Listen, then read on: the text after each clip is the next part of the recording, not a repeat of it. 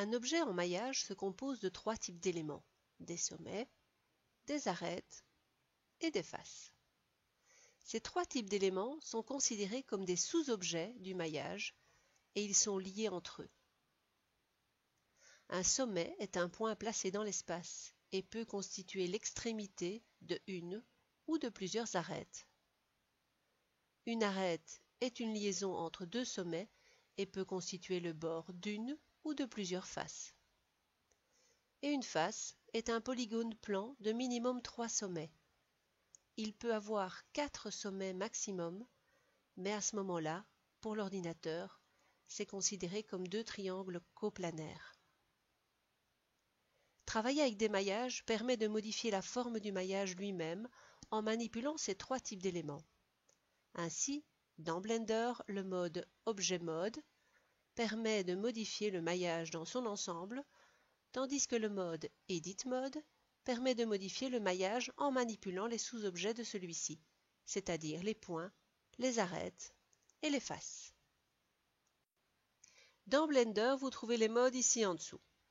Pour l'instant, le mode objet est activé et donc j'ai mon objet qui est sélectionné dans son entièreté. Si je clique ici dessus, je peux avoir l'Edit Mode. Je peux aussi taper sur Tab au clavier qui permet de passer de l'Edit Mode à l'Objet Mode et de l'Objet Mode à l'Edit Mode. Dans l'Edit Mode, je peux sélectionner les sous-éléments de cet objet de base.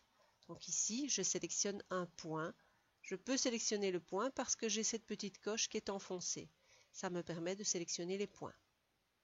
La deuxième coche me permet de sélectionner des arêtes. Donc quand je clique sur une arête, elle est sélectionnée. Et la troisième me permet de sélectionner des faces. Je dois sélectionner ici la face par le point noir qui est au milieu de la face. Ça me permet de jongler entre les différentes sélections.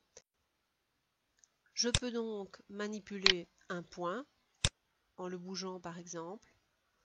Si je sélectionne deux points, donc avec Shift enfoncé, je peux faire par exemple une rotation. Plutôt que de cliquer sur deux points pour sélectionner cette arête, j'aurais pu simplement venir ici sur le mode arête et sélectionner l'arête. C'est exactement la même chose.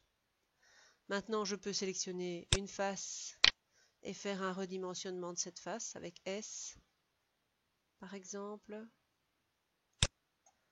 Et j'obtiens un élément qui n'a plus rien à voir avec mon cube de départ. Donc au sein d'un maillage, je peux manipuler ce maillage de manière à ce qu'il change complètement de forme. Au niveau des sélections, vous voyez que dans le mode Edit, les sélections sont propres au mode Edit. Vous pouvez ajouter des éléments à ce moment-là et il participera au même maillage que cet élément-ci, donc ils seront liés.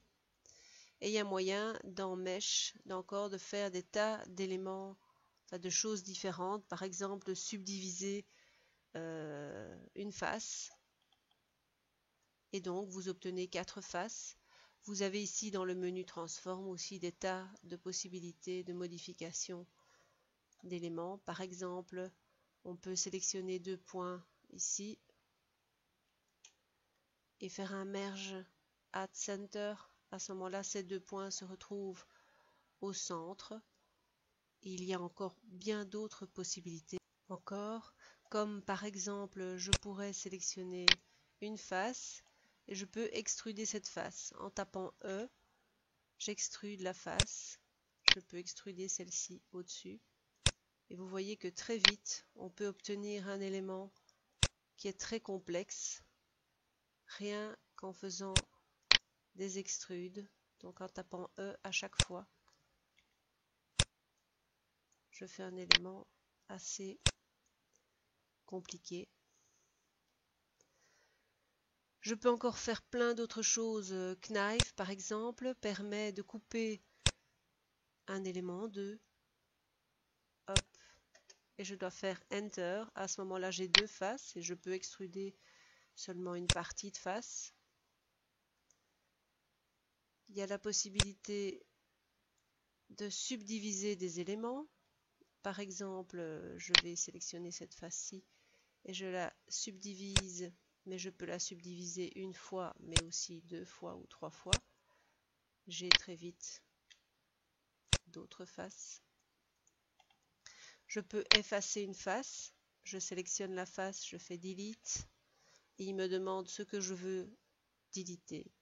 Alors ici, attention, si je fais Delete et que je sélectionne les vertices, il va m'effacer les 4 vertices, donc les 4 sommets sur les côtés, et donc il va aussi m'effacer les faces sur les côtés puisque ces faces n'auront plus de points pour s'accrocher.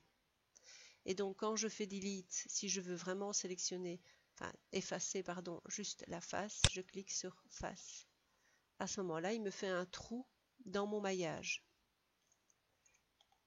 Si je veux recomposer cette face, je sélectionne les 4 coins, donc avec Shift enfoncé, et je tape sur F pour recomposer la face. Je peux à tout moment sélectionner une face par exemple et la redimensionner avec S pour l'agrandir, faire une rotation. Donc tous les outils G, R et S sont toujours valables dans le mode Edit.